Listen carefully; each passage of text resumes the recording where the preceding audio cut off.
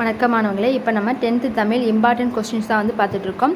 First question பாருங்கள். மனோன்மணியம் சுந்தரனாரின் தமிழ் வாழ்த்து பாடல் பெருஞ்சித்தனாரின் தமிழ் வாழ்த்தையும் ஒப்பிட்டு மேடை பேச்சு ஒன்றை உருவாக்குக. அடுத்து ரெண்டாவது, முல்லைப்பாட்டில் உள்ள கார்கால செய்திகளை விவரித்து எழுதுக. அடுத்து மூணாவது, ஆற்றுப்படுத்தல் என்பது அன்றைக்கு புலவர்களையும் கலைஞர்களையும் வள்ளல்களை நோக்கி ஏற்படுத்துவதாக இருந்தது. அது இன்றைய நிலையில் ஒரு வழிகாட்டுதாக மாறியிருப்பதை விளக்குக. அடுத்து நாலாவது, உங்கள் இல்லத்துக்கு வந்த உறவினருக்கு நீங்கள் செய்த விருந்தோம்பலை அழகுற விவரித்து எழுதுக. அடுத்த ஐந்தாவது கொஸ்டின், நம் முன்னோர் அறிவியல் கருத்துக்களை இயற்கையுடன் இணைத்து கூறுவதாக தொடங்குகின்ற பின்வரும் சொற்பிழவை தொடர்ந்து நிறைவு செய்க.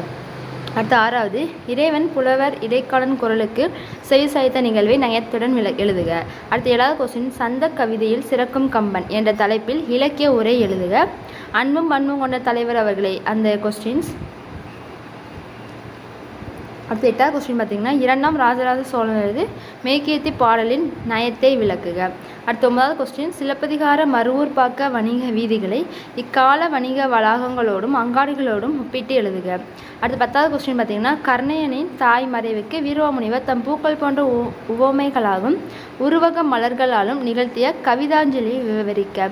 அடுத்து 11வது கொஸ்டின், வாழ்த்து நண்பனுக்கு கடிதம். என்னதுன்னா, மரம் இயக்கின் வரம் என தலைப்பிலான கட்டுரை போட்டியில் வெற்றி பெற்று முதல் பரிசு பெற்ற தோழனை வாழ்த்தி மடல் எழுதுக.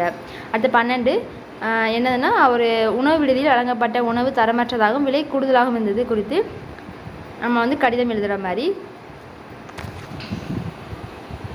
அடுத்து 19வது கொஸ்டின் பார்த்தீங்கன்னா, விளையாட்டு மேம்பாட்டு ஆணையத்தில் உறுப்பினராக சேருவதற்கான அது கீழே வந்து கொடுத்துருக்காங்க பாருங்கள். சேர்க்கை விண்ணப்ப படிவத்தினை நிரப்புக. 12வது படிச்சுட்டு இருக்கான். அதுக்கடுத்து வந்து அவன் வந்து உறுப்பினராக சேர விரும்புகிறான் அப்படின்னுச்சுன்னா அதுக்கு எப்படி விண்ணப்ப படிவம் எழுதணும்னு. அடுத்து பணி வாய்ப்பு வேண்டி ஒரு விண்ணப்ப படிவம். என்ன பணினா யாருக்கு எழுதுகிற மாதிரினா, கணினி பயிற்றுனர் பணி வேண்டி ஒரு விண்ணப்ப படிவம் எழுதுகிற மாதிரி. அடுத்து 21வது கொஸ்டின், இன்சொல் வழி நடப்பதால் உண்டாகும் நன்மைகள் எவையேனும் ஐந்தனையும் தீய சொல் பேசுவதால் எப்படி விளைவுகள் ஐந்தனையும் பட்டியலிடுக அந்த கொஸ்டின். அடுத்து வானொலி அறிவிப்பு, புயல் வந்து இருக்கிற மாதிரியும் அதை வந்து நமக்கு புயல் இருந்துச்சுன்னா நம்ம வந்து எப்படி வந்து நம்ம குடும்பத்தை காப்பாற்றுறோம் அந்த மாதிரி இந்த செயல்களை வந்து வரிசைப்படுத்தி எழுத சொல்லியிருக்காங்க.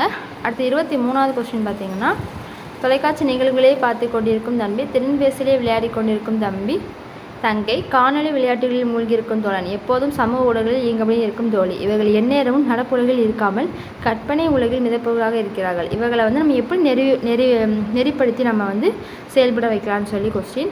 அடுத்து வந்து பள்ளியிலும் வீட்டிலும் நீங்கள் நடந்து கொள்ளும் முறைகளை பட்டியலிடுக.